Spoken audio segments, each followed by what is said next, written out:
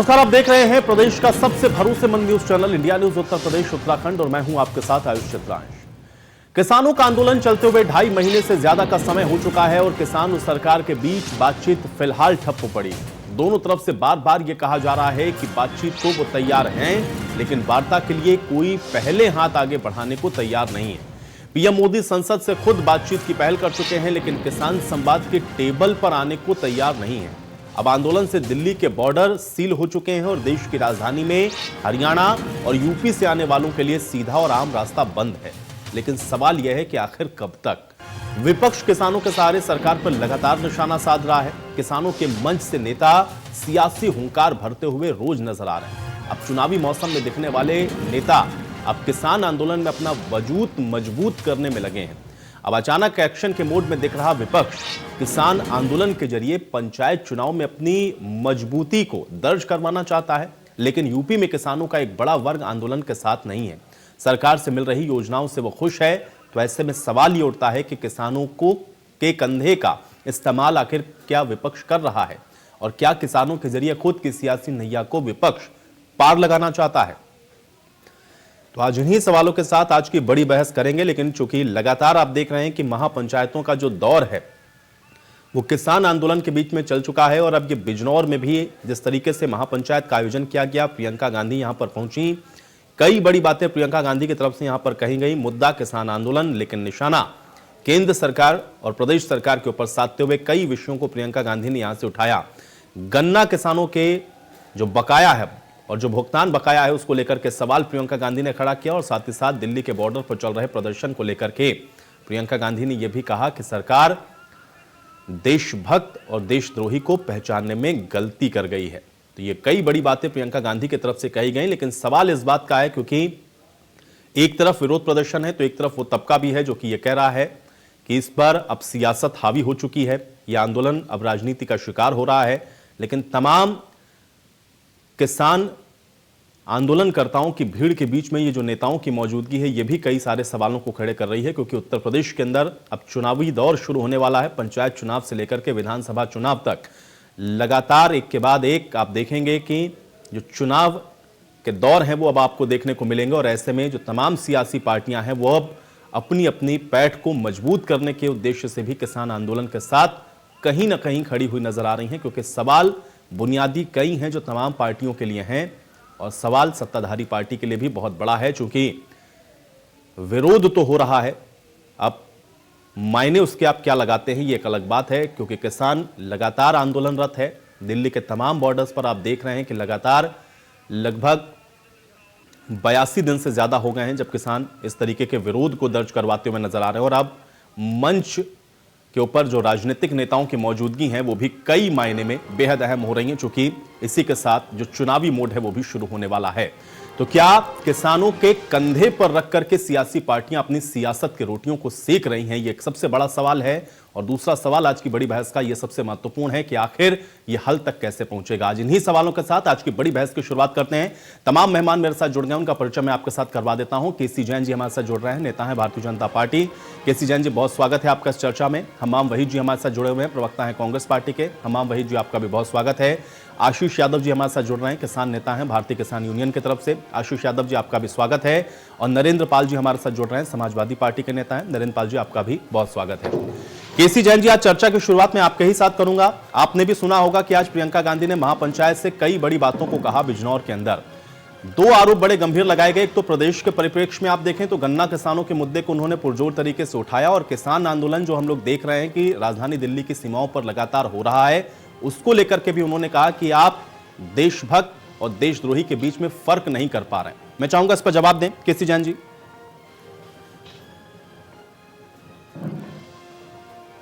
देखिए आयुष जी, पहली बात तो ये कि प्रियंका जी ने जो बात कही कि देशद्रोही और देशभक्त में आप फर्क नहीं महसूस कर पा रहे हैं, तो सरकार, शासन, प्रशासन इन चीज़ों को चिन्हित करने में सक्षम है। दूसरी बात यह है कि किसान को हम बिल्कुल देशद्रोही नहीं कह रहे। अगर प्रियंका जी संकेतों में ये बात कहना चाहती हैं कि हमने किसानों को देशद्रोही मान लिया है, तो ऐसा बिल्कुल नहीं। अगर ऐसा होता तो दिल्ली में 5000 ट्रैक्टर रैली की इजाज़त उन किसानों को दिल्ली पुलिस के द्वारा नहीं दी गई होती। और लगातार 80-90 दिनों से ज़्यादा हो गए हैं किसान जो धरना प्रदर्शन कर रहे हैं, इसको अगर हम उनको देशद्रोही मानते तो वो सारे के सारे लोग जेल में होते और ये आंदोलन कब का समाप्त हो गया होता। लेकिन ये भारत देश में हर एक नागरिक का अगर कोई चीज उसके हित में उसको लगता है नहीं है तो उसको विरोध करने का अधिकार है और ये अधिकार सरकार ने दिया, वो विरोध कर रहे हैं। लेकिन विरोध का तरीका जो 26 जनवरी को दिखाई दिया वो बिल्कुल स्वीकार नहीं है। किसान नेताओं ने भी कहा कि उसमें किसान नहीं थे, उसमें अराजक तत्व थे। लेकिन जब उन्हीं अराजक तत्वों को पकड़ करके जेल भेजने का काम इसी सरकार ने करना शुरू किया तो कांग्रेस ने 70 से ज्यादा वकील खड़े कर दिए उनकी जमानत के लिए। कहा नहीं भाई इनके खिलाफ क्यों कार्रवाई हो रही है। तो उसमें था कौन? हम भी कह रहे भाई किसान ने नहीं किया। किसानों का जो आंदोलन था, किसानों का आंदोलन पहले भी चल रहा था, अब भी चल रहा है। लेकिन जिनको किसान भी कह रहे हैं देशद्रोही है, जिनको सारी पार्टियां भी कह रही है देशद्रोही है, कांग्रेस ने भी एक बार कहा कि आप उनको चिन्हित करिए। जिन लोगों ने राष्ट्रध्वज का अपमान किया, राष्ट्रीय दिवस का अपमान किया, उनको जेल भेजिए। लेकिन जब कार्रवाई शुरू हुई तो उनके पक्ष में दिखाई देते हैं। तो ये दोहरी मानसिकता, दोहरी राजनीति नहीं चलेगी। देश जागरूक है, जनता यहाँ की जागरूक है और कोई भी व्यक्ति कानून से ऊपर नहीं है। कई सारे प्रधानमंत्री रहने के बाद आंदोलन जीवी कौन है? केसी जैन जी, आपने ये तो कहा कि आप मान रहे हैं कि देशद्रोही नहीं है, ये किसान है, जो बॉर्डर पर बैठे हैं वो किसान है, तो आंदोलन जीवी कौन है? फिर नाम तो आपने किसी का भी नहीं लिया। आपने तो कहा कि कुछ आंदोलन जीवी हैं जो कि आंदोलन करते रहते हैं। आंदोलन जीवी होना नहीं। तो जो समूह का नेतृत्व कर रहा है, पूरे समूह के ऊपर भी सवाल खड़े करते हैं ना। आज प्रधानमंत्री मोदी को अगर कोई बात विपक्ष कहता है तो वो पूरी भारतीय जनता पार्टी के लिए होती है ना। आप सारे एक साथ खड़े होते हैं। अगर इन किसान नेताओं के नेता को आप आंदोलन जीवी कहेंगे तो आपने सारे किसानों को कहा। आयुष जी देखिए, क्यों कहा आपने आंदोलन जीवी? नहीं, देखिए आंदोलन जीवी होना या देशद्रोही दोनों अलग अलग चीजें हैं। आंदोलन जीवी का मतलब यह है कि कहीं ना कहीं विपक्ष के साथ मिलकर के जो किसान आंदोलन है वास्तव में किसान आंदोलन न रह करके अब विपक्ष का आंदोलन हो गया है और विपक्ष तो आंदोलन करता रहता है। तो जिस प्रकार से सत्ता के खिलाफ विपक्ष आंदोलन जीवी बन जाता है उसी तरीके से देखिए अब आपकी बातों में विरोधाभास है। अभी आपने कहा कि आप मानते हैं कि जो बैठे हैं वो किसान है और अब आप ये कह रहे हैं कि ये देखिए ये विपक्ष के लोग हैं। अब ये किसान का आंदोलन नहीं विपक्ष का आंदोलन हो गया। तो पहले ये निर्धारित कर लीजिए ना कि जो बैठे हैं वो किसान हैं, आंदोलन जीवी हैं, विपक्ष के लोग हैं, कौन है? इसको पहले निर्धारित करिए और उसके बाद आगे बढ़ेंगे ना। चूंकि आप ये भी कहते हैं कि हम बातचीत के लिए तैयार हैं, एक फोन कॉल जरूरी है। प्रधानमंत्री ये भी कहते हैं कि आप टेबल पर आइए, हम बातचीत के लिए भी तैयार हैं। फिर वो आंदोलन जीवी भी हो जाते हैं, वो भटके हुए गुमराह भी हो जाते हैं और वो ये भी हो जाते हैं कि ये विपक्ष का आंदोलन है। बातचीत किससे करेंगे? विपक्ष के साथ। केसी जैन जी नहीं आयुष जी देखिए, समय के साथ ये आंदोलन बदला।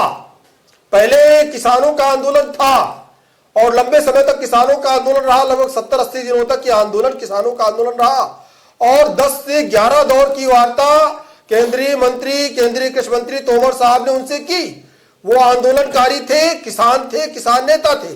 लेकिन जब जो घटनाक्रम जो है 26 जनवरी को दिल्ली में लाल किले पर हुआ, वो लोग बिल्कुल बर्दाश्त नहीं है, ना तो सरकार को, ना आम जनता को, ना तो न्यायपालिका कहती है चीज बर्दाश्त है, ना आम जनता कहती है बर्दाश्त है। क्योंकि ना राष्ट्रध्वज का अपमान बर्दाश्त है, ठीक है, ना तो राष्ट्रीय दिवस का अपमान बर्दाश्त है। आप उस पर कार्रवाई कर रहे हैं। 70 दिनों तक अगर हम लगातार वार्ता करते रहे, कई बार हो गया, किसानी थे। लेकिन अब आपको इस लाइन से आगे बढ़ना होगा ना, ये क्लियर अब करना होगा कि आपको कि अब आगे यहां से कहां से जाएंगे।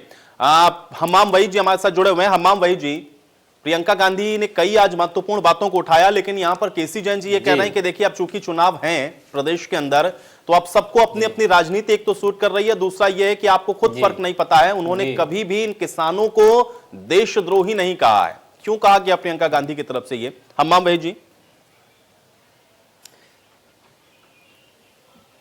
जी, मैं कहना चाहूंगा कि अगर हम लोग किसान की आवाज उठाते हैं तो भी सवाल नहीं उठाते। अभी आपने सुना होगा कि राहुल गांधी अपनी बीमार नानी से मिलने जब फॉरेन चले जाते हैं तो सारे लोग बोलते हैं कि विपक्ष कहाँ है। और अगर हम विपक्ष में है तो किसानों की समस्या, मजदूरों की समस्या, जिसके ऊपर भी किसी तरीके का जुल्म होगा, कांग्रेस पार्टी पूरी मजबूती से लड़ेगी। और आयुष जी, मैं कहना चाहूंगा कि भारत में 26 करोड़ परिवार ऐसा है जिसका पेशा खेती किसानी है लेकिन इसमें से केवल 11 करोड़ परिवार ऐसे हैं जो अपनी खुद की जमीन है जिनके पास, और वो उस पे अपना जीवन यापन करते हैं। लेकिन 14 करोड़ परिवार ऐसे हैं जो बटाई की खेती करते हैं, जिसको अधिया बोलते हैं। अब ये जो कॉन्ट्रैक्ट फार्मिंग का नया लॉ आया है, उसके लागू होने के बाद बड़ी बड़ी कंपनियों के सामने ये छोटे किसान कहां टिक पाएंगे। किसान इस भय को, इस डर को समझ गया, अब वो आंदोलन कर रहा है। तो पहले दिन से भारतीय जनता पार्टी के बैठे हुए मंत्री और नीचे तक के लोग अपद टिप्पणी करते रहते हैं और किसानों को बदनाम करने का शुरू से षड्यंत्र रचा गया। जब दीप सिंधु को गिरफ्तार करना चाहिए तो दीप सिंधु को गिरफ्तार ना करके मनदीप सिंह की गिरफ्तारी होती है। तो आप समझेंगे, अभी आपने हरियाणा के एक मिनिस्टर का स्टेटमेंट सुना होगा कि हंसते हुए वो बोलते हैं कि अगर वो किसान अपने घर रहते तो क्या उनकी मृत्यु नहीं होती। आप बताइए, बेशर्म बोल, इस तरीके की बात है। और एक तरफ तो प्रधानमंत्री, केंद्रीय कृषि मंत्री संसद में कहते हैं कि भारतीय जनता पार्टी किसान हितैषी है, किसानों के सम्मान में के साथ खड़ी है। लेकिन अगर भारतीय जनता पार्टी किसान हितैषी है, किसान के सम्मान में है, तो किसानों पे इस तरीके का अत्याचार क्यों ढाया जा रहा है, मेरा पहला सवाल। और दूसरी बात यह है कि जो लोग गिरफ्तार, बार बार बात ये हो रही है कि कांग्रेस पार्टी के उनका मतलब आंदोलनकारियों की वो लड़ेगी। तो पंजाब सरकार ने जो वकला का सेल भेजा है, गिरफ्तारी के बाद जिन लोगों ने घटना में शामिल हैं, लाल किले की घटना में जो लोग शामिल है, आयुष जी, पार्टी का स्पष्ट रूप से कहना है कार्रवाई उन पे होनी चाहिए। लेकिन दिल्ली पुलिस कार्रवाई उन पे ना करके भोले भाले, मासूम, इनोसेंट, जिनके पास प्रूफ है, सबूत है, हर जगह दिल्ली में कैमरे लगे हुए हैं, उनका देख लीजिए, वो मौके पे थे जहां पे उनको परमिशन मिला था, जहां पे उनको आंदोलन करने का परमिशन मिला था, वो वहां पे आंदोलन कर रहे थे। लेकिन उन बेकसूर किसानों के नाम FIR दर्ज कर दिया गया। उनकी लड़ाई पंजाब के वकला से लड़ेंगे, हम ये कहना चाहते हैं। नरेंद्र पाल जी, प्रियंका गांधी तो महापंचायतों में जा करके बार बार इन विषयों को रख रही हैं। ठीक है, मैं आऊंगा केसी जैन जी, आप जवाब दीजिएगा। नरेंद्र पाल जी का मैं एक एक करके मैं सबका कमेंट ले लेता हूं, फिर मैं आऊंगा। ऐसे नहीं, ठीक है केसी जैन जी, अब जब समय दूंगा तब आराम से इनका जवाब दीजिएगा। नरेंद्र पाल जी, समाजवादी पार्टी कैसे देख रही है? एक तरफ तो आंदोलन है, दूसरी तरफ अब प्रदेश में चूंकि चुनाव भी होने, पंचायत से लेकर के विधानसभा चुनावों तक जाना है, पार्टियां जिस तरीके से इन मंच पर पहुंच रही हैं, आरोप यह लग रहा है कि अब ये दरअसल जो किसान आंदोलन है वो राजनीति की भेंट चढ़ता हुआ नजर आ रहा है। ऐसा ना हो ट्रैक से भटक जाएं। नरेंद्र पाल जी। जी, समाजवादी पार्टी किसानों के हित की बात हमेशा करती रही है, कर रही है और करती रहेगी। जिस तरीके से आपने 26 जनवरी को देखा होगा, पूरे प्रदेश में समाजवादी पार्टी लोग सड़कों पर उतरे और हमारे नेता आदरणीय अखिलेश यादव जी लगातार राकेश टिकैत जी और किसानों से बात कर रहे हैं और हमेशा उनके समर्थन में हैं और रहेंगे। समाजवादी पार्टी का हर एक कार्यकर्ता, हर एक पदाधिकारी किसान का बेटा है। जिस तरीके से किसानों की बात आदरणीय मुलायम सिंह यादव जी करते रहे हैं, इसी तरीके से समाजवादी पार्टी का हर कार्यकर्ता, हर पदाधिकारी किसानों के हित में लगा हुआ है। और भारतीय जनता पार्टी ने जिस तानाशाही रवैये से किसानों पे जो उत्पीड़न किया, जो लाठीचार्ज किया, इसका आगामी विधानसभा चुनाव में, पंचायत चुनाव में किसान और जो जवान और नौजवान है वो इस आगामी विधानसभा और पंचायतों के चुनाव में उनको मुंह तोड़ जवाब मिलेगा। अगर ये कहते हैं किसान विपक्ष सियासत कर रहा है किसानों के ऊपर, ये बताइए, अगर किसान विपक्ष भी, अगर ये तो किसानों के अहित के लिए उतारू हो ही गए हैं, उसी तरीके से अगर विपक्ष इसका किसानों का साथ नहीं देगा, जो हमारा अन्नदाता है वो इस तरीके से किसानों, अगर विपक्ष इनका साथ नहीं देगा तो ये बेचारे हमारे किसान भाई हैं, हमारे किसान कोई किसान का बेटा है, कोई किसान हमारे पिता है, मैं भी किसान का बेटा हूं, तो कैसे उनका हो पाएगा बताइए आप। और भारतीय जनता पार्टी के लोग किसानों का उत्पीड़न करने पर नरेंद्र पाल जी, मैं तो क्या बताऊंगा, मैं तो केवल सवाल पूछूंगा ना, क्योंकि मैं तो समाजवादी पार्टी की सरकार को भी देखता हूं, मैं भारतीय जनता पार्टी की सरकार भी देखता हूं, मैं कांग्रेस की भी देखता हूं, सवाल मेरा विपक्ष से हमेशा यही होता है कि जब विपक्ष में होते हैं तब फिर किसान की याद क्यों इतनी सताती है? सत्ता में रहते हुए भलाई क्यों नहीं कर पाते हैं आप लोग? सत्ता में ये किसानों सवाल की मेरा सारी पार्टियों आयु से है। थी, जिस दिन बीजेपी आयु बैठेगी थी, विपक्ष में, उस दिन बीजेपी से भी यही सवाल है। लेकिन आयु नरेंद्र थी, पाल जी, प्रदेश के ही अंदर की स्थितियों का जिक्र करते हुए, चूंकि ठीक है आप कहेंगे कि केंद्र के अंदर चलिए आपने सरकार नहीं चलाई, लेकिन समर्थन से आपकी सरकार चली केंद्र के अंदर, प्रदेश में आपने किसानों की भलाई के लिए क्या खाका खींचा था, यही बता दीजिए साथ में। आप बता दिए किसानों के लिए सबसे पहले आदरणीय नेताजी ने जो चुंगी कर लगता था, तो पहली बार सहकारिता मंत्री थे, चुंगी कर खत्म करने का काम माननीय मुलायम सिंह यादव जी ने किया। किसानों के लिए जो किसानों का जो बीमा होता था वो पहले 1 लाख से 2 लाख हुआ, और उसके बाद राष्ट्रीय अध्यक्ष श्री अखिलेश यादव जी ने 2 लाख से डायरेक्ट 5 लाख किया। समाजवादी सरकार में सिंचाई फ्री की, सिंचाई फ्री, पानी फ्री किया, बिजली फ्री किया। हमेशा समाजवादी पार्टी की सरकार जब जब उत्तर प्रदेश में रही है किसानों के हित में काम। एमएसपी कितना मिला किसानों को समाजवादी पार्टी की सरकार में? हमें समाजवादी पार्टी की सरकार, गेहूं और धान को छोड़ के बताइएगा प्रदेश में और कितनी फसलें थी जो आपने एमएसपी पर खरीदी हैं? गेहूं धान को छोड़ दीजिएगा, वो तो केंद्र तय करता है। उसके अलावा कितनी फसलें खरीदी प्रदेश सरकार ने एमएसपी पर?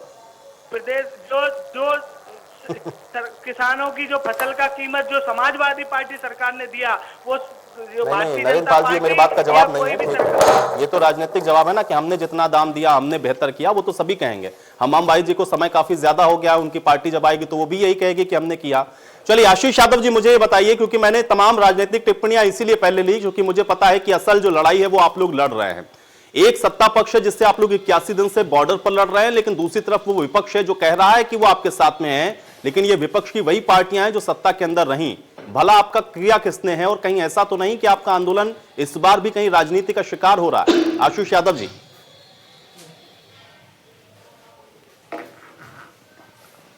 आयुष जी, मैं जितनी भी सत्ताधारी पार्टियां हैं सभी लगभग उत्तर प्रदेश और केंद्रों में सबने जो है इस पे सत्ता पे जो है रहे हैं, जितनी भी पार्टियां हैं, मैं उनसे केवल एक सवाल करना चाहता हूं कि देखिए, अगर सारी पार्टियों ने किसानों के लिए, इस भारत के किसानों के लिए कार्य किया होता तो शायद आज किसानी इस इतने नीचे नहीं जाती कि लोगों को नौकरी करने। पहले क्या था कि लोग नौकरी छोड़ करके खेती करते थे, अब खेती छोड़ करके नौकरी की तरफ भागते हैं।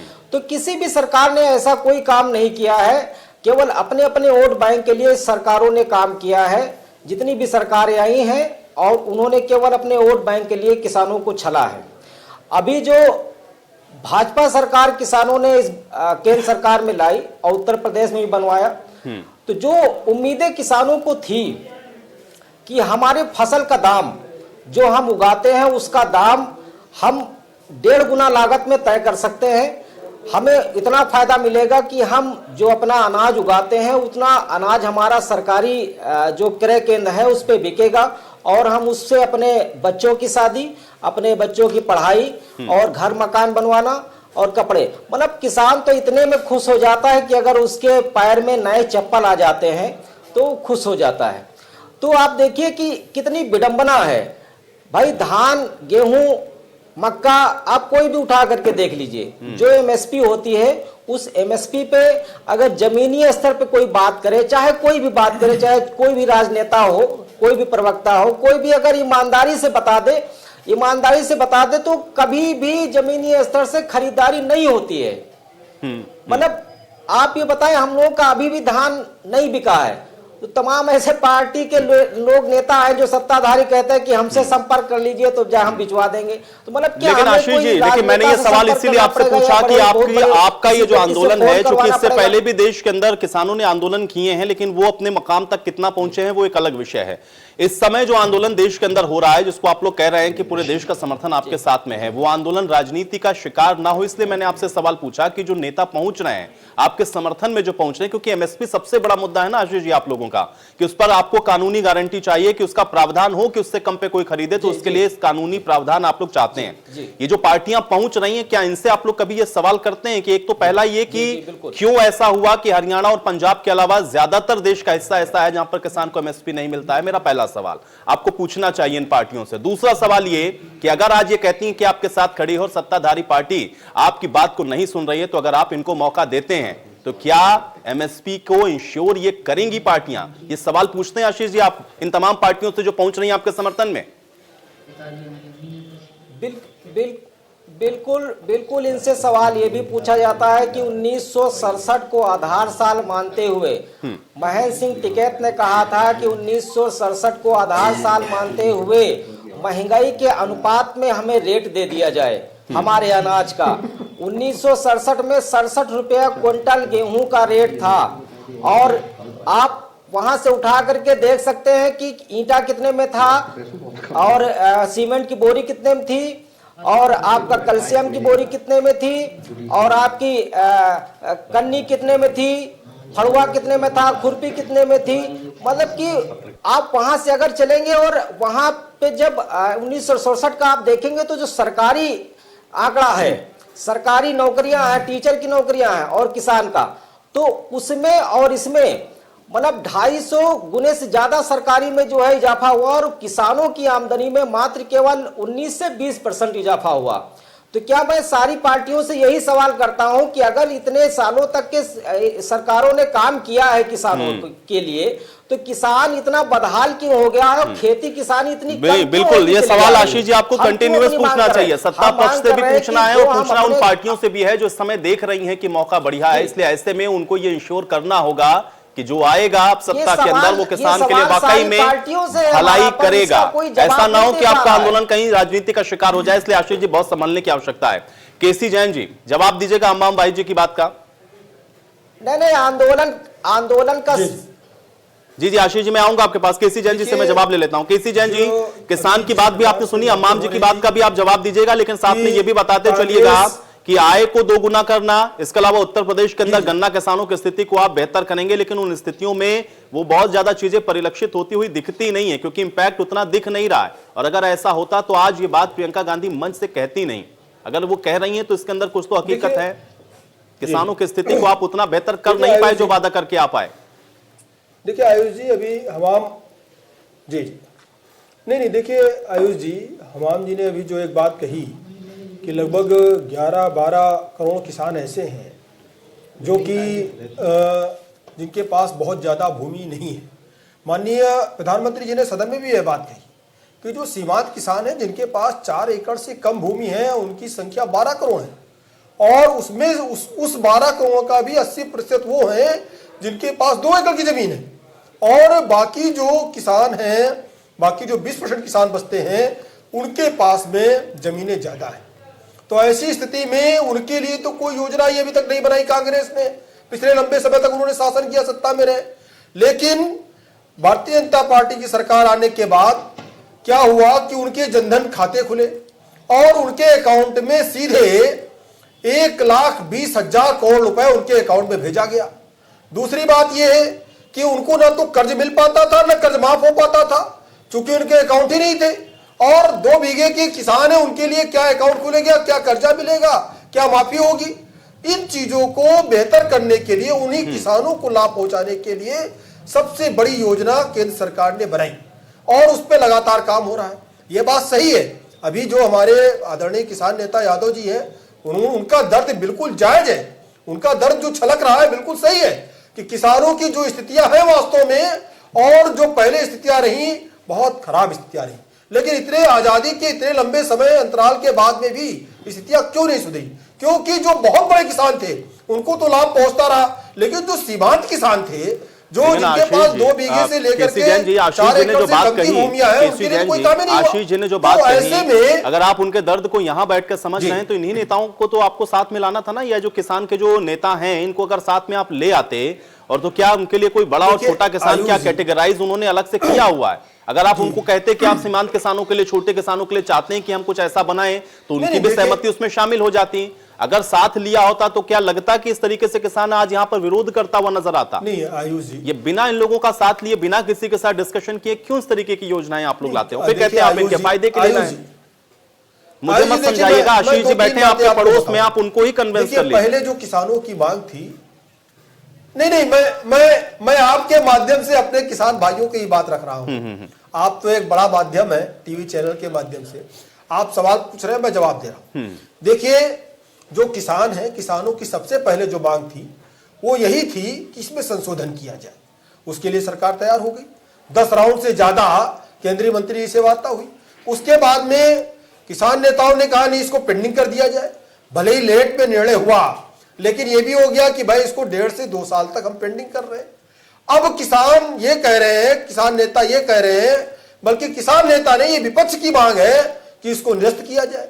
और साथ ही साथ एमएसपी का जो सवाल है, एमएसपी की गारंटी को लेकर के, तो जो भी संशोधन होने इसमें, जब 1.5 से 2 साल का समय मिल रहा है वार्ता के लिए, संशोधन के लिए, अरे आप अपना एक एजेंडा बना करके दे दीजिए कि इसमें इस बिल में ये चीजें खराबी है और इन चीजों को ऐड किया जाए।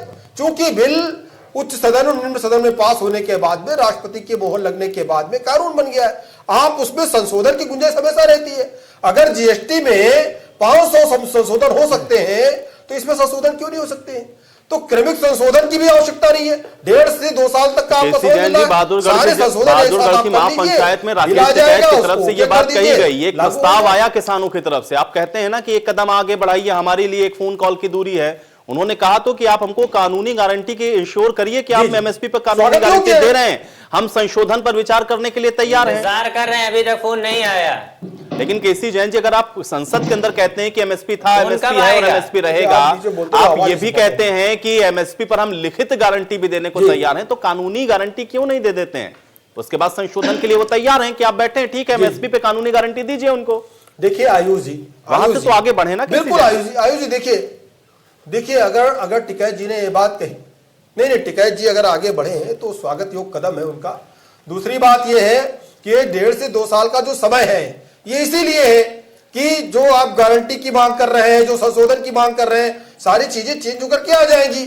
और कांग्रेस जो चाह रही है कि नहीं इसमें ये चीजें शामिल कर दी जाए, कांग्रेस भी अपना बना करके दे दे कि भाई ये करना चाहिए, हम अभी तक नहीं कर पाए, आप करिए इसको। हम अभी तक एमएसपी नहीं दे पाए गारंटी, आप एमएसपी गारंटी दे दीजिए। कांग्रेस में लिखित भी दे दे कि ये संशोधन चाहिए। लेकिन जो जिस तरीके से जो घटनाक्रम 26 जनवरी का हुआ, जिसका भी बचाव कर रहे थे हमारे कांग्रेस साथी, कह रहे थे कि वो गलत लोगों को जेल में भेज रहे हैं, गलत लोगों के खिलाफ कार्रवाइयां हो रही हैं, ये आप बैठे बैठे तय कर लेंगे। यानी जिन पे कार्रवाई वो भी गलत, जिन्होंने वहां पे जो देखिए वो तो आपका विषय है, आप उसको करिए, कार्रवाई करने से आपको कोई नहीं रोक रहा। अगर ये गलत आदमी को भी बचाएंगे तो ये इनकी जिम्मेदारी है।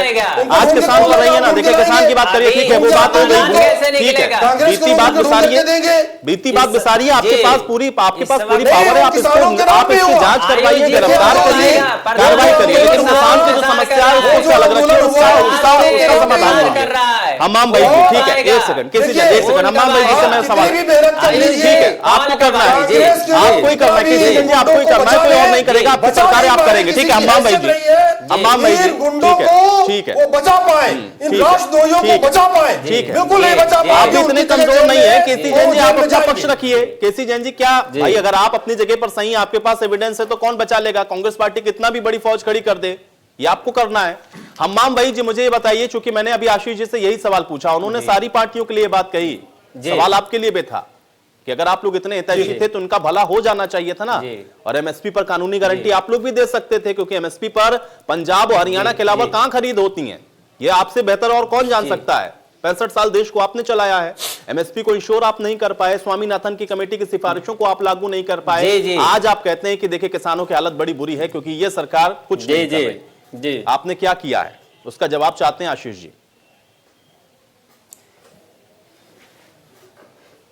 आजाद भारत के आजाद होने के बाद से लगातार कांग्रेस पार्टी जब जब सत्ता में रही है, किसानों के कल्याण के लिए, किसानों की खुशहाली के लिए अनेक कदम उठाए हैं। पिछले यूपीए 2 में किसानों का एक बड़ा अमाउंट कर्जा माफ किया गया और 2013 और 14 के बजट में हमने 22% की बढ़ोतरी की। लेकिन ये सरकार अभी 2020-21 के बजट में किसान सम्मान योजना के बजट में कटौती इन लोगों ने किया है। तो हम और दूसरी बात अभी हमारे एक तरफ तो 22% बजट भी बढ़ा देते हैं, 22% बजट बढ़ाते थे और फिर उसके बाद कर्ज माफी भी करनी पड़ती है आपको जी। इसका मतलब किसान सक्षम नहीं हो पा रहा है ना कि वो आपको दोबारा से उसको रीपे कर सके। जी। आपकी पॉलिसीज में कमी है, कर्ज माफी तो कोई समाधान नहीं है ना। क्यों नहीं सशक्त कर पाए आप किसान को? इसीलिए हम और कब तक कर्ज माफी करेंगे? किसान कब तक आपकी उम्मीद में बैठा रहेगा कि आप उसकी कर्ज माफी करें? आप उनको इस तरीके से क्यों नहीं बना पाए कि वो अपने पैरों पर खड़ा होते? एमएसपी क्यों उत्तर प्रदेश के अंदर नहीं मिलती है?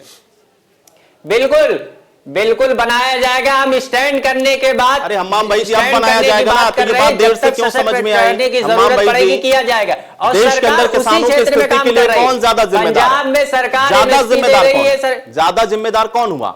जिसने ज्यादा दिन तक शासन किया ना, वो ज्यादा जिम्मेदार हुआ किसान के इस दुर्गति के लिए। वही तो हम बता रहे हैं, कांग्रेस पार्टी पहले हमेशा से किसानों के खुशहाल के लिए, किसानों की कल्याण के लिए हमेशा हम लोगों ने कदम उठाया।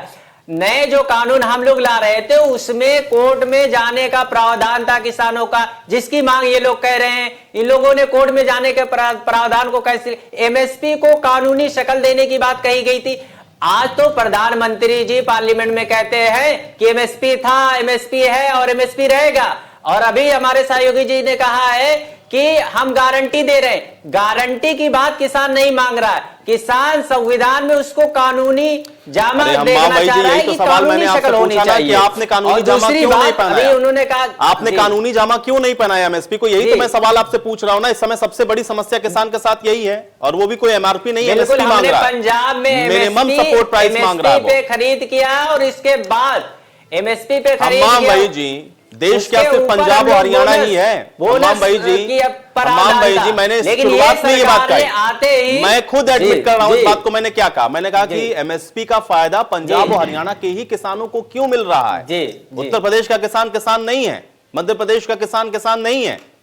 किसकी जिम्मेदारी थी केंद्र के अंदर बैठे हुए कि एमएसपी को इंश्योर करता? किसानों के लिए न्यू फार्म किसकी जिम्मेदारी थी? आज तो आप कह रहे हैं, आप सही कह रहे हैं, मैं कह रहा हूं, लेकिन इसके लिए आप लोगों ने क्या खाका खींचा था? वो हमने क्या खाका खींचा था आपने? आयुष जी, मैं आपकी बात से संतुष्ट। कोई भी देश, कोई भी कानून धीरे धीरे तरक्की करता है। भारतीय कानून को भी देख ले, उसमें बिल्कुल वही काम भारतीय जनता पार्टी को गलत धीरे हमने हमेशा किसानों को 70 साल लगा दी, नहीं दे पाए एमएसपी की गारंटी। और आप यहाँ पे 8 साल, 6 साल, 7 कहाँ खत्म हो गए? कहीं खत्म नहीं हुए एमएसपी। बिल्कुल खत्म। यही तो आप कर रहे हैं, यही राजनीति कर रहे हैं जी, यही गुमराह कर रहे हैं किसानों को। माननीय प्रधानमंत्री जी सदन में कह रहे हैं, और आप नहीं मानते हैं, टीवी चैनल पे बैठ के आप गारंटी कर रहे हैं, ये बात मान ली जाएगी जी। हम्माम भाई जी, ठीक है, इन्होंने एमएसपी खत्म किया, आपके समय में एमएसपी था, लेकिन आप एमएसपी को फिर भी दे नहीं पा रहे थे पूरे देश के अंदर से। पंजाब और हरियाणा को छोड़कर क्यों नहीं दे पाए 65 साल में? इनको तो 6 साल हुए सत्ता में आए, आप तो 65 साल में नहीं दे पाए। सिर्फ 2 प्रदेश को दिया आपने, सिर्फ 2 प्रदेश को दिया, दे रहे थे। और तो भाई समय दीजिएगा उनको भी थोड़ा। आज राजनीति मत करिए ना इस बात पर। नरेंद्र पाल जी, चलिए नरेंद्र पाल जी, मुझे बताइए कि भाई एमएसपी को लेकर के इंश्योर करना चाहती हैं सारी पार्टियां, लेकिन जब केंद्र के अंदर सरकार आप लोगों के सहयोग से चल रही थी, तो क्या कभी समाजवादी पार्टी ने कहा कि उत्तर प्रदेश के हमारे किसानों को एमएसपी नहीं मिलता है, इंश्योर कर दीजिए भाई उसको? आज क्यों याद सता रही कि एमएसपी होना चाहिए किसान के लिए?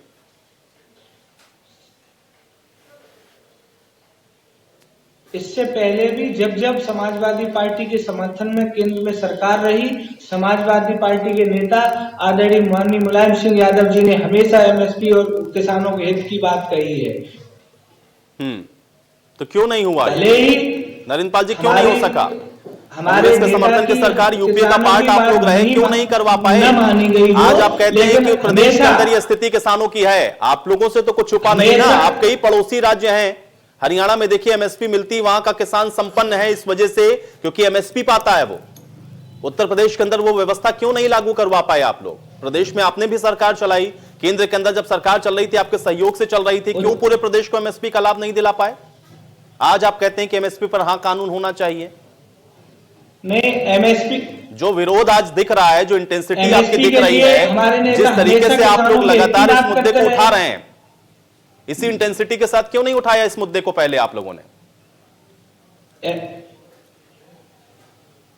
इस मुद्दे को पहले भी हमारे नेता हमेशा एमएसपी रही हो या किसानों के हित की बात रही, कोई भी बात रही हो, हमेशा कहते रहे। जिस तरीके से अभी जैन साहब कह रहे थे इनको अगर कोई आंदोलन करे, अगर आंदोलन न हुआ होता तो हमारा देश आजाद न हुआ होता। लेकिन इनके खिलाफ जो बात करता है जो वो राष्ट्रद्रोही हो जाता है, और ये राष्ट्रवाद का सर्टिफिकेट लिए घूम रहे हैं भारतीय जनता पार्टी के नेता और भारतीय जनता पार्टी के लोग। जो अगर आंदोलन बात करता है, सही मायने में बात करता है, तो उसको ये राष्ट्रद्रोही साबित करने लगते हैं। हमारे 26 जनवरी को पूरे प्रदेश में समाजवादी पार्टी के लोगों ने आंदोलन किया।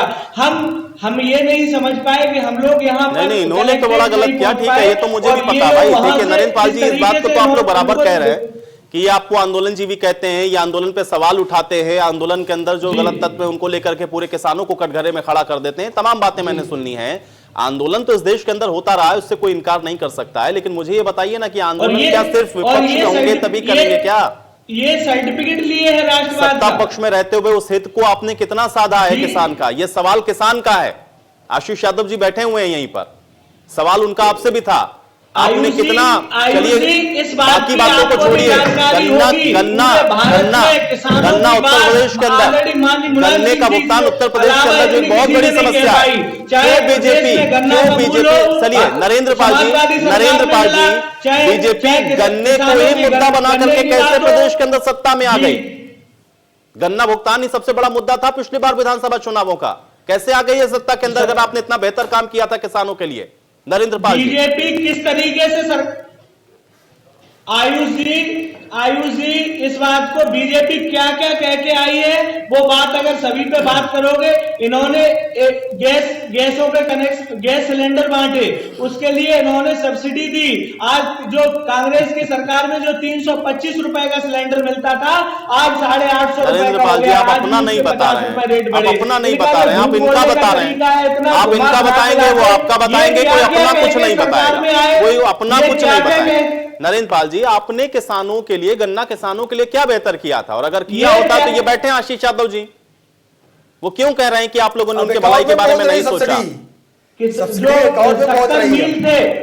शक्कर मिल खुलवाने का काम समाजवादी सरकार में किया गया। किसानों का मूल्य, जितना मूल्य समाजवादी सरकार में मिला वो कोई सरकार कभी नहीं दे सकती है। और हमेशा हमारे नेता किसानों के हित की बात करते रहे। लोग दिखावा करते हैं और हम काम करते हैं। आशीष यादव जी, समाजवादी पार्टी बेहतर कर रही थी उत्तर प्रदेश के अंदर, क्या गलती हो गई क्या इनको हटा करके? ये तो आपकी बहुत भलाई सोच रहे हैं और अभी भी कह रहे हैं कि वो आपकी भलाई के बारे में ही सोचते हैं, लेकिन फिर भी आज आपको अपने अधिकारों के लिए लड़ना पड़ रहा है। ये अब किसान जान चुका है। चलिए किसान से पूछ लेते हैं नरेंद्र पाल जी, मैं किसान से पूछ लेता हूँ। मेरे खुद के असेसमेंट से क्या होता है, किसान बताएगा ना, किसान बताएगा। आशीष यादव जी, देखिए आयुष जी मैं आपको बता दूं, उत्तर प्रदेश में जब सपा सरकार थी तब भी गन्ने का मूल्य और गन्ने का रेट को लेकर के बहुत बड़ा आंदोलन हुआ था, और उस आंदोलन में कुछ रेट इन्होंने सपा सरकार में बढ़ाए। उसके बाद जब चुनाव आया तो बीजेपी सरकार ने भी इससे ज्यादा कहा कि हम गन्ने का भुगतान करेंगे पूरा बकाया 14 दिन में, और उसका अगर 14 दिन में भुगतान नहीं कर पाते हैं तो उसका ब्याज समेत उसको पैसा दिया जाएगा। दूसरी बात, गन्ने का रेट 450 रुपए हम तय करेंगे। तो किसान मान गया कि चलो कहीं ना कहीं हमारे लिए सरकार ये काम करेगी, इसलिए भारतीय जनता पार्टी को वोट दिया। क्या भारतीय जनता पार्टी ने 450 रुपए गन्ने का रेट कर दिया? क्या भारतीय जनता पार्टी ने 14 दिन में भुगतान किया? अभी भी 1200 करोड़ रुपए से ज्यादा का भुगतान बाकी है।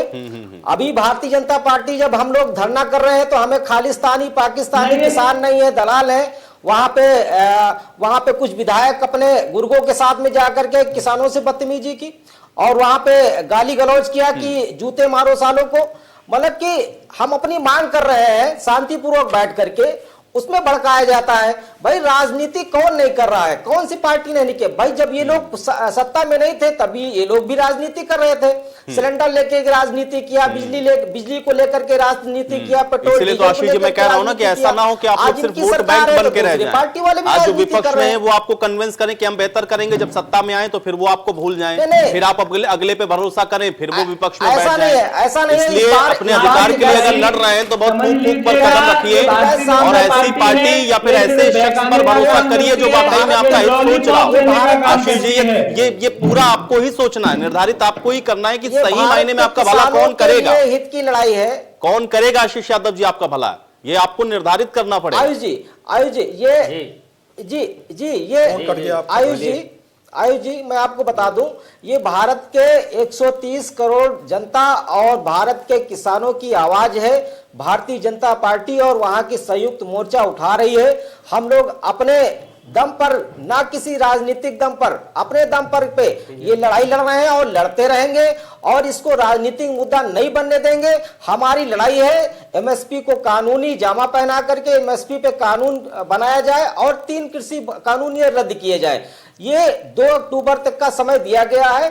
चरणबद्ध तरीके से हमारा धरना जारी रहेगा। हाँ, जनसंख्या कम ज्यादा होती रहेगी क्योंकि खेती बाड़ी के भी कार्य है, हम लोग उसको भी मैनेज करेंगे और धरने पे भी जाएंगे। अभी हम लोग लखनऊ में 23 तारीख को कार्यक्रम हम लोगों ने किया था, 23 जनवरी को, और अभी पूर्वी उत्तर प्रदेश में अभी 4 और पंचायतें करने जा रहे हैं। भारतीय जनता पार्टी ने कहा था कि हम गांव-गांव जाकर के किसानों को समझाएंगे, बताएंगे जाकर के।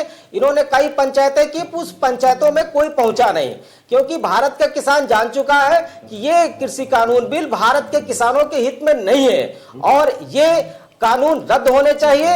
और इसके लिए हम लोग पूरी हर पार्टी से कहते हैं कि अगर आप लोगों ने किसानों के लिए काम किया होता, ये डिबेट इसलिए नहीं है कि यहाँ पे हम लोग आपस में बात करके चले जाए, डिबेट का कुछ हल निकलना चाहिए। हर पार्टी को सोचना चाहिए कि अगर हमारी पार्टी ने कुछ जमीनी स्तर से काम किया होता, नहीं आशीष जी, इसलिए मैं पहले सवाल से इस बात पर हूं नहीं होती कि न सिर्फ सत्ता पक्ष बल्कि वो तमाम पार्टियां जो सत्ता के अंदर रही और हमारे साथ तो जितने भी प्रवक्ता बैठे हैं सबकी सरकारें रही हैं। सवाल इसी बात का है कि किसने ज्यादा बेहतर किया और कौन ज्यादा आपकी बेहतरी कर सकता है, ये आपको बहुत सोच समझ के निर्धारित करना होगा। केसी जैन जी, आशीष जी की बात का जवाब दीजिए। गन्ना किसानों के भुगतान को लेकर के बड़ी समस्या और निश्चित तौर पर इसीलिए प्रियंका गांधी ने इस बात को उठाया। जब आप इसको मुद्दा बना सकते हैं तो प्रियंका गांधी क्यों नहीं, और क्यों नहीं हुआ भुगतान अभी तक गन्ना किसानों का? फोन कट गया है। केसी जैन जी, चलिए केसी जैन जी तक मेरी आवाज नहीं पहुंचे। अमाम भाई जी, आप सुन पा रहे हैं मुझे? जी जी जी अमाम भाई जी, किसान नेता जो बात कह रहे हैं उसका जवाब देते चलिए, क्योंकि नाराजगी उनकी सभी पार्टियों से है। जी जी जी जी जी प्रियंका गांधी की बात बिल्कुल सत्य है कि भारत में 15,000 करोड़ रुपया गन्ना किसानों का बकाया है, लेकिन भारत सरकार के पास इसके लिए भुगतान के लिए पैसा नहीं है। लेकिन प्रधानमंत्री के लिए वीवीआईपी जहाज मंगाने के लिए जो 8-8 हजार करोड़ रुपए का आया है, 16,000 करोड़ रुपए का उसके लिए पैसा है। तो सरकार को समझना होगा।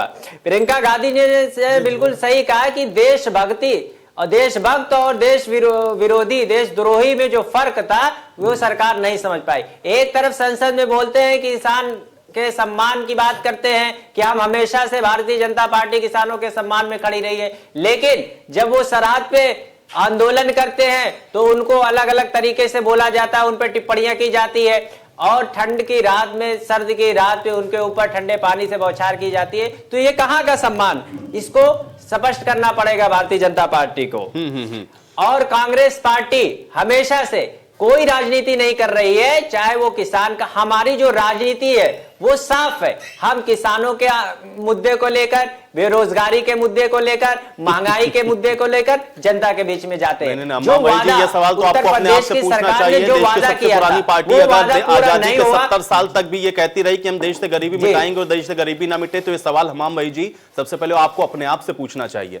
केसी जैन जी, बिल्कुल बिल्कुल हमने कोशिश किया। ठीक है, ना ठीक है, वो कोशिश बड़ी नाकाफी है।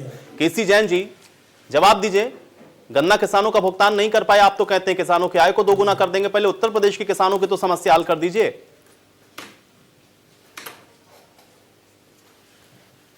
देखिए आयुष जी, पहली बात तो यह है कि सारी की सारी जिम्मेदारी सिर्फ केंद्र सरकार की नहीं होती।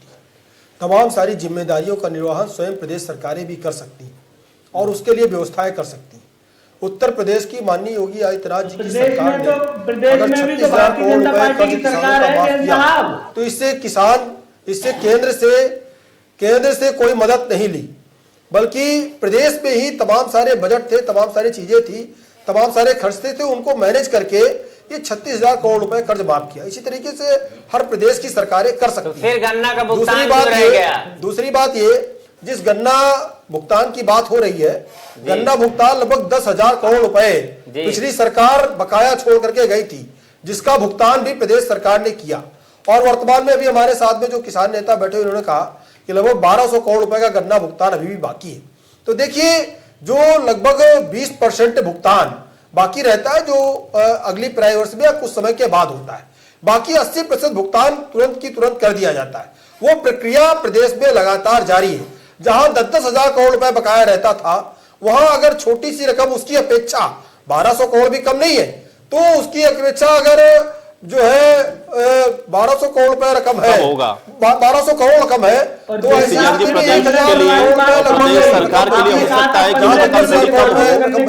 लेकिन किसान के लिए क्या बकाया है सरकार किसान के लिए रकम केसी जैन तो बहुत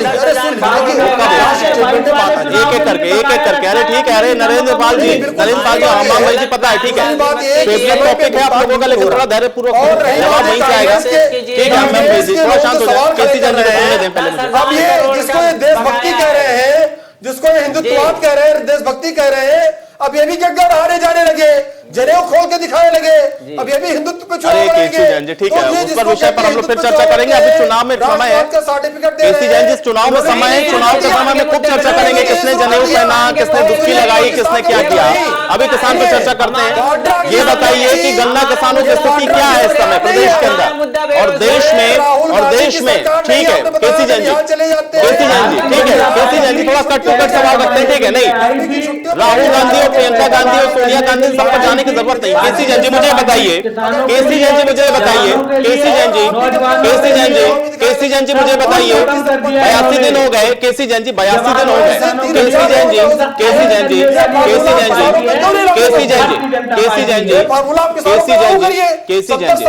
चलिए ठीक है केसी जैन जी आगे क्या है ये मुझे बताइए, केसी जैन जी आगे क्या है ये बताइए मुझे। 82 दिन हो गए, बॉर्डर पर यहां बैठे हुए हैं, प्रदेश के अंदर किसान भी परेशान है कि उसको भुगतान नहीं कर पा रहे हैं। इसका आगे का समाधान क्या है, क्योंकि वो बार बार इस बात को दोहरा रहे हैं कि आप वापस नहीं लेंगे, वो पीछे नहीं हटने वाले। आयुष जी अगर आपके दिल में आप बार बार कहते हैं कि सम्मान है, आप जानते हैं कि ये किसान है, तो इसका भाई हल निकालिए ना, हल क्यों नहीं निकाल पा रहे? कोई जिद की बात नहीं है। देखिए आयुष जी कोई जिद की बात नहीं है, और 10-10 राउंड की वार्ता हुई, वार्ता के बाद चीजें जब हल नहीं हुई, तब 1.5 से 2 साल के लिए इस बिल को पेंडिंग करने की बात माननीय कृषि मंत्री जी ने रखी, माननीय प्रधानमंत्री जी ने रखी। अभी तक जो किसान बात कह रहे थे कि प्रधानमंत्री जी क्यों नहीं सामने स्टेटमेंट रख रहे, क्यों नहीं बात कर रहे, प्रधानमंत्री जी ने कहा एक फोन कॉल की दूरी है, 1.5 से 2 साल की इसको पेंडिंग कर रहे हैं, तब तक आप जो सुझाव दे रहे हैं दे दीजिए, उसमें संशोधन हो जाएंगे। तो हमें नहीं लगता है कि अब कोई मुद्दा बचा है। अरे कांग्रेस की तो जमीन ही नहीं बची, कांग्रेस क्या बात करेगी, उसके पास न कार्यकर्ता है न जमीन बची है। वो तो किसानों के कंधे पे अपनी बंदूक रख के दाग रहे हैं कि किसान आंदोलन को अपना आंदोलन बना रहे। किसान इतना ऐसा नहीं कि किसान कोई बेवकूफ है, इसी देश का नागरिक है किसान, इसी देश के किसान ने आपको हटाया, किसान ने, यही किसान है जिसने आपको हटाया, इसीलिए हटाया। 70 साल में आप कुछ दे नहीं पाए, हम किसानों के खाते में 2,000 रुपए भेज रहे हैं, किसानों का कर्ज भी माफ कर रहे हैं, किसानों के लिए योजना लेकर के आ रहे हैं। आपने क्या किया? आपने क्या किया? आप तो ननिहाल में पैसा भेजते रहे, ननिहाल में पैसा भेजते रहे, ननिहाल को मजबूत करते रहे, घोटालों की सरकार देते रहे, किसानों ने उसको हटा दिया। आप देखिए, आप तो अंबानी अडानी की तिजोरी भर रहे हैं। चलिए वो किसान समझ रहा है, अवसरवाद की ठीक है, मैं बहुत देर से सोच रहा था कि अडानी अंबानी का नाम अभी तक चर्चा में आया क्यों नहीं। चलिए ठीक है, अडानी अंबानी का जिक्र हो गया, मुझे लगा चर्चा सार्थक हो गई। चलिए नरेंद्र पाल जी मुझे बताइए भाई, देखिए कांग्रेस तो अपने पूरे उस मोटिव के साथ और पूरी जोशो खरोश के साथ भाई कि भाई उनको किसानों का हित साधना है। प्रदेश के अंदर जब चुनाव में जाएंगे तो ये तो मुद्दे हैं ना, कन्विंस तो आपको इसी आधार पर करना है कि इन्होंने नहीं किया तो हम करेंगे। कांग्रेस कहीं गेनिंग पॉइंट पे तो नजर नहीं आ रही है, ऐसा ना हो कि किसान कहीं उनके पाले में चला जाए।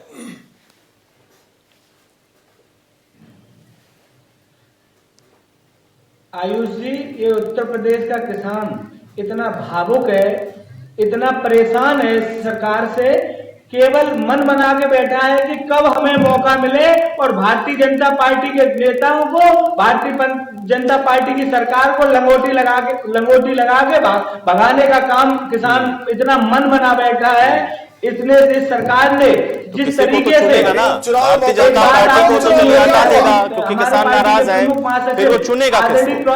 फिर वो चुनेगा किसको? नरेंद्र पाल जी समाजवादी पार्टी को चुनेगा या कांग्रेस पार्टी को? प्रोफेसर साहब ने संसद में, फिर तो यही आ गया ना तुलनात्मक विश्लेषण, किसने ज्यादा भला किया किसानों का, समाजवादी पार्टी ने किया या कांग्रेस पार्टी ने किया? फिर तो यही चुनेगा ना वो, और कौन ज्यादा बेहतर कर सकता है।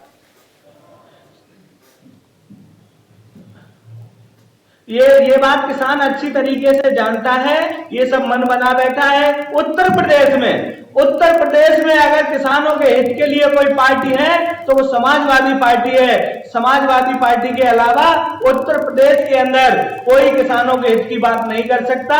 ये सब अंबानी और अडानी के लिए काम करते हैं और हम जमीन के नेता हैं। हमारे नेता जमीन से जुड़े हुए हैं, उन्होंने खुद स्वयं खेती की है तो वो जानते हैं किसानों के, इसलिए वो समाजवादी पार्टी जितना भला कोई भी पार्टी कभी उत्तर प्रदेश में नहीं कर सकती है। इसलिए उत्तर प्रदेश का किसान इस तरीके से केवल जिस तरीके से खिसिया के बैठा हुआ है कि कब मुझे मौका मिले और भारतीय जनता पार्टी को भगाने का काम करेंगे। आशीष जी, इसीलिए मैंने ये सवाल आपसे पूछा था, क्योंकि भाई अब भारतीय जनता पार्टी अगर आपकी सुनेगी नहीं, तो ऑप्शन के तौर पर आपको चुनना होगा कि भाई आपकी बात को सुनेगा कौन। क्योंकि किसान, आप लोग जिस तरीके से विरोध कर रहे हैं, सरकार को अगर इतनी आसानी से मानना होता तो अब तक आपकी बात को मान गई होती। तो आशीष जी, ऑप्शन क्या है? इनका इतना कठोर हृदय है आयुष जी। मैं किसान से पूछ लेता हूँ, ठीक है, सपा के लिए तो कभी भाई, सपा के लिए इनका हृदय कभी मुलायम थोड़ी ना हो जाएगा। और नरेंद्र पाल जी, सपा के लिए भारतीय जनता पार्टी का हृदय मुलायम थोड़ी ना हो जाएगा ना कांग्रेस के लिए। किसान से मैं पूछ लेता हूँ, किसान से मैं पूछता हूँ, क्योंकि किसान की चर्चा किसान से ही पूछता हूँ। आशीष यादव जी, क्या ऑप्शन है? बात नहीं बनती है तो जी बताओ, दोबारा आप क्वेश्चन पूछे, क्योंकि इस शोरगुल में आपका क्वेश्चन सुनाई नहीं पड़ा। आशीष जी, बहुत सीधा सवाल मैं पूछ रहा हूं कि अगर बात नहीं बनती सरकार के साथ तो फिर क्या ऑप्शन है आपके पास? आगे क्या है? नहीं, आगे ये है कि देखिए, धरना जारी रहेगा और खुले किसानों का खुला है कि हम बात करेंगे सरकार से। सरकार जब चाहे तो जिस तरीके से पहले 11 दौर की बात हुई किसानों के बात में, जिस माध्यम से बात हुई उसी माध्यम से बात आगे को बढ़ावे सरकार, और किसान बात करने के लिए तैयार है। ठीक है, बाकी अगर किसान से बात अगर सरकार नहीं करती है तो हमारा धरना कंटिन्यू जारी रहेगा और बगैर राजनीति किए बगैर ये जो है धरना जारी रहेगा। और इसमें राजनीतिक पार्टियों को कोई इसमें लेना देना नहीं है। भारतीय किसान यूनियन और संयुक्त किसान मोर्चा इस लड़ाई को लड़ेगा और पूरे देश में आंदोलन होंगे, पूरे देश में मीटिंग होंगी, पूरे देश में किसानों के लिए जो है बैठकें चल रही टिकैत साहब के साथ में, और 4 मीटिंग उत्तर प्रदेश, पूर्वी उत्तर प्रदेश में भी लगी हुई है। आगे सरकार को सोचना है कि सरकार को क्या करना है, ये सरकार तय करे। केसी जैन जी, बड़ी विकट समस्या, एक तो पंचायत चुनाव है और उसके बाद फिर विधानसभा चुनाव में भी जाना है। किसान का मूड आप देख रहे हैं इस समय क्या है। बार आप भले इस बात को कहते रहिए कि इनकी बात को आप समझ रहे हैं, इनको सुलझाएंगे, लेकिन ऐसा ना हो कि भारी पड़ जाए आपके ऊपर। केसी जैन जी, देखिए, नहीं आयुष जी, देखिए आयुष जी, पहली बात तो ये है कि एक तरीके से सरकार ने किसानों की सारी मांगें मान ली, क्योंकि किसान लगातार किसान नेता जो वार्ता कर रहे थे, और जब माननीय उच्चतम न्यायालय का ये निर्णय आया कि जब तक इस पे कोई फैसला ना हो जाए तब तक 1.5 से 2 महीने तक, और उच्चतम न्यायालय ने एक समिति भी बना दी कि आप समिति से बात करिए, समिति के सामने दोनों पक्ष अपनी बात रखें, फिर न्यायालय के सामने अपनी बात को रखें। उसमें उच्चतम न्यायालय ने एक दिशा निर्देश जारी किया कि इसको 1.5 से 2 महीने तक पेंडिंग कर दिया जाए और उसके बाद वार्ता की जाए, और जब तक वार्ता कोई निर्णय निकले तब तक इसको जो है ऐसे ही पेंडिंग रखा जाए। तो सरकार ने तो उसी चीज को मान करके 1.5 से 2 साल के लिए पेंडिंग करने के लिए कह दिया है। तो ऐसे में जब तक वो कानून लागू ही नहीं हो रहा है, फिर आंदोलन किस बात का? और फिर जो नया बिल आएगा, जो एक तरीके से नया बिल आएगा, संशोधित होकर के जो नया बिल आएगा, वो अगर वो अस्वीकार है, वो फिर से लगता है किसानों के हित में नहीं है, क्योंकि 1.5 से 2 साल का समय कम समय नहीं होता है आयुष जी, और इतने लंबे समय तक किसानों का अनावश्यक बैठे रहना सही भी नहीं है, क्योंकि सरकार ने इन्हीं की बात को मानते हुए उसको 1.5 से 2 साल के लिए उनके लिए आवश्यक क्या है केसी जैन जी, उनको समझाते रहिएगा। और इसी के साथ चर्चा में यही समाप्त करूंगा। आप सभी का बहुत शुक्रिया अपना समय निकालने के लिए, चर्चा का हिस्सा बनने के लिए। हालांकि क्या आवश्यक है और क्या अनावश्यक ये जनता ही तय करती है, लेकिन किसानों के साथ इस समय जो स्थिति बनी हुई है उसका हल निकलता कैसे है, ये एक बड़ा सवाल देश के सामने अभी भी बरकरार है। आज बड़ी बहस में मेरे साथ फिलहाल इतना ही।